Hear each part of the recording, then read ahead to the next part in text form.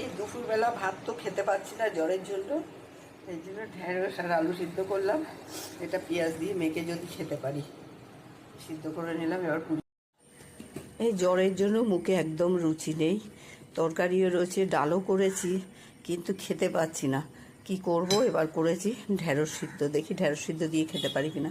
ঢেঁড়স সিদ্ধটাকে মেখে নিই, নুন, কাঁচা লঙ্কা, সর্ষের তেল দিয়ে মাখলে একটু ভালো লাগবে। তাও তো আমার ওরা বললো, ঘরের ওরা বললো খেতে হবে না ঢেঁড়স সিদ্ধ, ঠান্ডা লাগবে। কি করব, কি দিয়ে খাবো? এই ঢেঁড়স সিদ্ধটার জন্য মেখে নিচ্ছি। ঢেঁড়স সিদ্ধ আর করেছি আলু সিদ্ধ। আলুটাকেও মেখে নিই। আবার লঙ্কাও খেতে পারি না বেশি, বেশি লঙ্কা খেলে আবার পেট কামড়াতে থাকে। ওই জন্য কাঁচা লঙ্কা, একটা দুটো কাঁচা লঙ্কা দিয়েছি।